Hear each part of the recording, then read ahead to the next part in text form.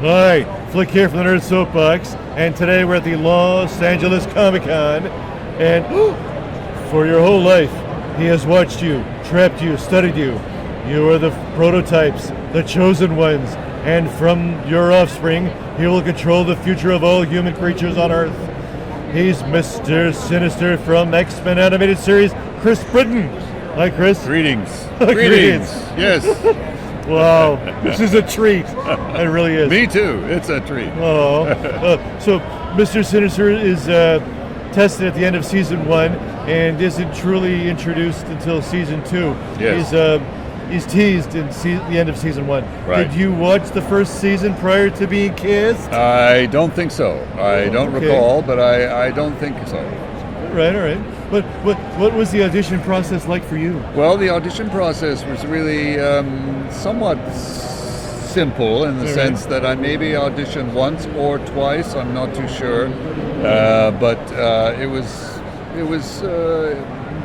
let's say tiring because villains expend a lot of energy. And to find that right voice, I don't think it was that difficult for me, and it came kind of easily, really. Okay, and they knew a good thing when they heard one. That's the impression I got. Fantastic. Yeah. Do you have a favorite Mr. Sinister moment? Well, the whole episode of Descent, where he finally, becomes Mr. Sinister, and that is an excellent episode towards the end of the series. All right. If you could have one mutant power, if Chris could have his own mutant power, what would that be? Much smarter. Really? That is the power, yes. Yes, a much higher intelligence would be... super intelligence. Yes, that's right. Okay. Whoa, all right. The film X-Men Apocalypse hinted at Mr. Sinister, but we still haven't seen him in a live-action form. Who would you like to play Mr. Sinister? Let me think. I was asked that question earlier, and I was a bit stumped by it. But I think it should be someone who is unknown, who there's no previous association with. So people go, oh yes, he played in so-and-so. No, it should be someone new, someone young, maybe in their late 20s, early 30s. Handsome with a goatee and glasses? Yes, absolutely. And much more hair. Lots of hair. I've got other wigs I could wear. Yes, there we go. I could borrow my mom's wig. Yeah. She's not using it. Yeah. She didn't go out much. Yeah, I think someone unknown, like someone new who could, people would have no association with. Okay, very good. You played another notorious Marvel villain in Iron Man, Armored Adventures. You were Dr. Doom. How did voicing Dr. Doom differ from voicing Mr. Sinister? He was slower.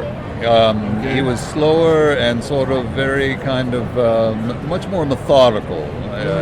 Much more sort of in the moment and thinking about what he was doing, and sort of ominous rather than sinister.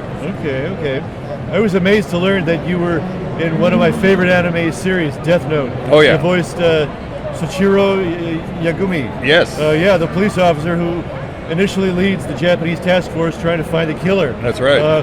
Who, unbeknownst to him, is his own son. His son, Light. Yeah. There are so many twists in that show. That was like, what was it like reading those scripts for the first time? It was fabulous, really, and the whole process, because it's the English dubbing. Right. That's another skill altogether, because you see you get the 3 beeps, and then you have to say that phrase or sentences within the time frame that is given to you. So that's another skill besides keeping the character and the intention in mind. Yeah. Right. You were also in the live-action Death Note. Yeah. Was it surreal to do something in real life that you had already done in anime form? Well, what was interesting about that is that, I did, for the anime, I did some 30 episodes and had a lot of dialogue. But the character I played in the film Death Note did not say a single word. And he was one of the characters who was so nasty and criminal that he was in the book.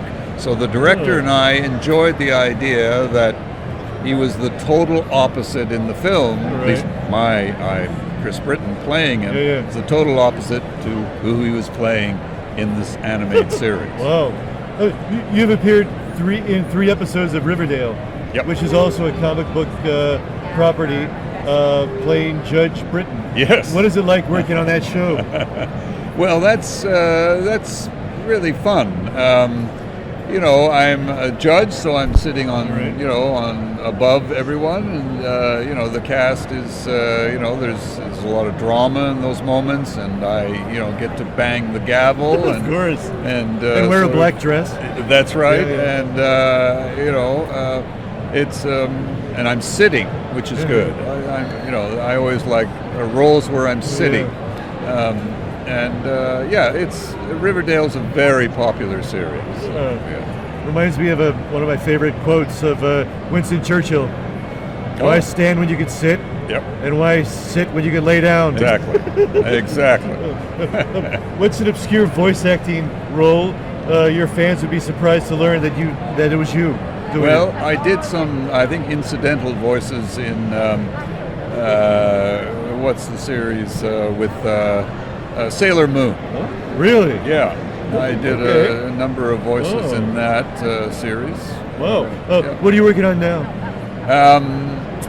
Let me see. I'm doing some writing. As I said, I just did the voice or the role, the third episode in Riverdale. I was up for a role in Batwoman. So there's been auditions. I just finished a play, 2 plays. So still out there, Fantastic. Still working. Okay. Could you take us out with a quote? Maybe something along.